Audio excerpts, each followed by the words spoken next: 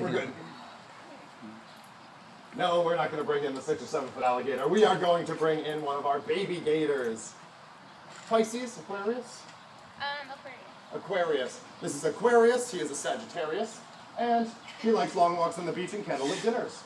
He is a young guy. He's about a year and a half old.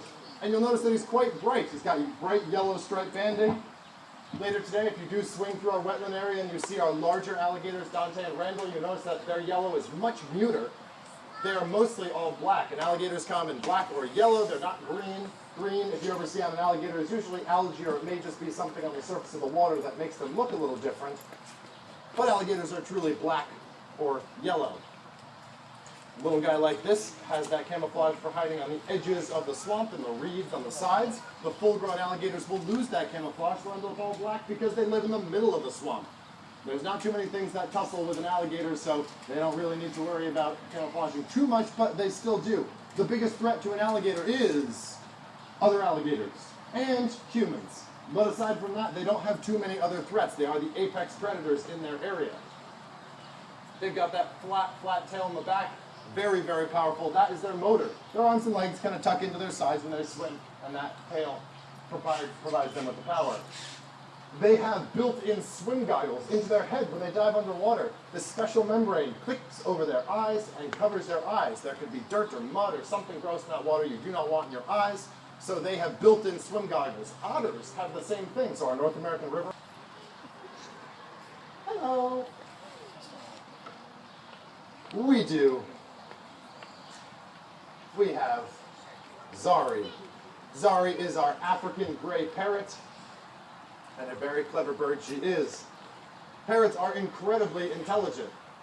Yes, they are capable of mimicry. They can copy sounds, and Zari has never really decided to learn too many sounds. Really what Zari knows is Zari knows sound effects. So she can make squeaky doors very well. She can make cell phone rings and chimes. So if you've ever woken up in the morning and you've played through all the different cell phone noises that you have, never do that in front of a parrot. You don't know which ones they're going to remember. Now, in the wild, hi Zari. In the wild, these parrots are having a hard time because they are being collected from the rainforests of Ghana. They're being taken for pet trade because you can go and you can buy this animal and you can keep it as a pet, but Zari will live for 80 years. So if you go and you're interested in buying a parrot, please come and talk to us, and please reconsider, because parrots are a lifelong investment. Oh no. We're good. Still good. They are a lifelong investment. So once you get a parrot, it's like getting another kid. So really you only want to invest with one if you're interested in sending one to college. You're going to be putting in about that much money into its care. Also, you have to keep in mind, how do you get veterinary treatment for an animal like that? They're tricky. Not every vet knows about parrots. So we encourage folks to make wise, not wild choices. A beautiful animal, she is indeed incredibly intelligent. But cats or dogs, they're meant to live with people.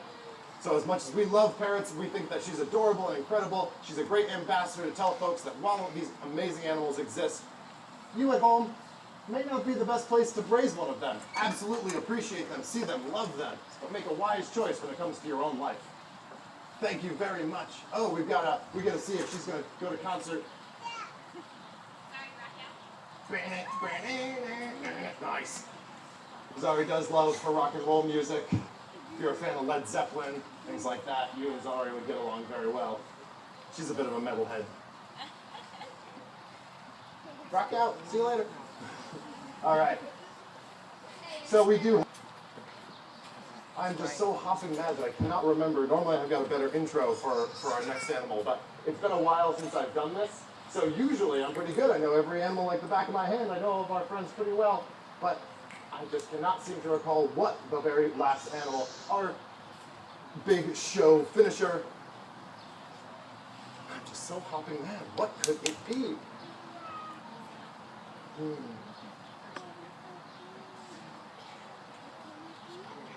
And it's the trick with working with live animals. Sometimes you really get to build suspense by wondering. Going the wrong way, we're over here.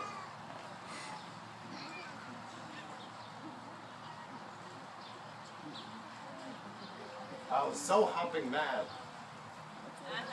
Yeah. No, I didn't actually forget. I am a professional after all. Yes, we have our beautiful domestic rabbit. And our trainers are showing that, yes, our rabbit is in fact trained. It's possible to train a rabbit. She's trained to touch when she is asked. And she seems a little excited. She's doing a little popcorn. Kick. But maybe a little bit bashful today. But these domestic rabbits are a wonderful animal. These are the type of animals that people are used to taking care of. This is an animal that you may have the facility at your own house to take care of. It's a domestic breed like cats and dogs. An animal that has been raised alongside people for a number of years. And even rabbits can be a little bit bashful.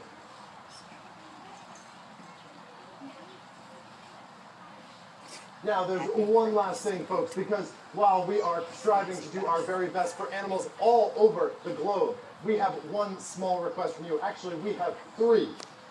First, if you're a kid, we have a job for you. If you want to help animals, you can read, and you can read. That goes for all of you as well. I know you're a little bit older than kids, you're teens, but you too.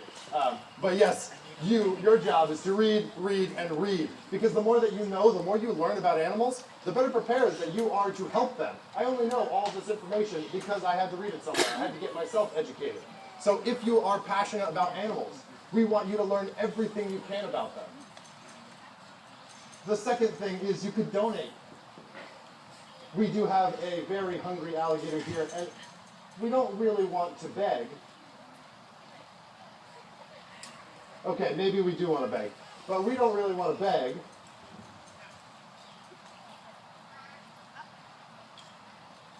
We'll see if she actually is willing to beg. We actually are going to try and have her beg. Oh, we don't want to beg. There we are. But we have a very hungry alligator, and inside of its jaws, we have a small cup. And if you have $1, a couple cents, anything like that, that you can throw in, that money goes straight into that conservation fund that we talked about. So proceeds of your admission went into that, but you can do even more. It was only 25 cents when you walked in. So any... I know. So, unfortunately, guys... Wow.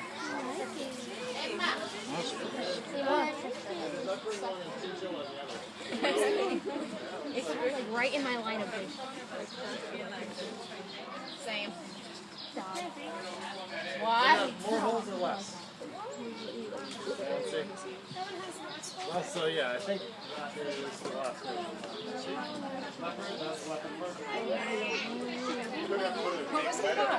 Now he likes the box.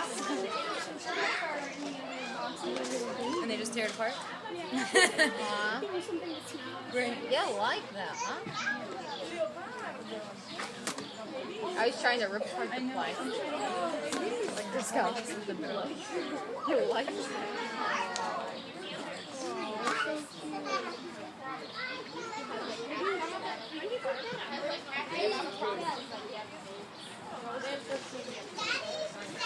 I said about near Picking it up. It's mine now.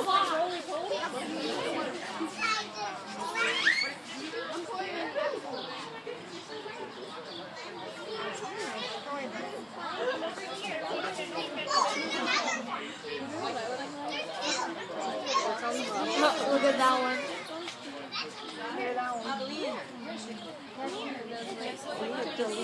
That was your fight. Intimidated you.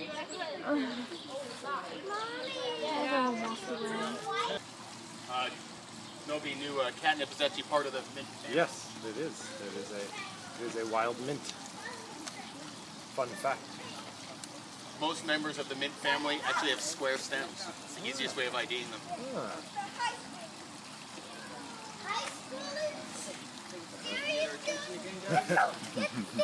You guys do. You all seem so adult. Yeah, we're high schoolers. Such old kids, all of you.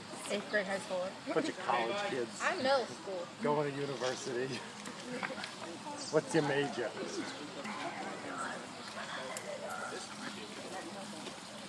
Wait, can you hang out this over? I believe in you. I believe in harder done. You can also, yeah, bend it, boomerang it. If you boomeranged it, then it would fall back. Go get it. Look at that enthusiasm. Yeah. Okay. Mighty hunter. I'll walk there. Reaction time is key. Yeah.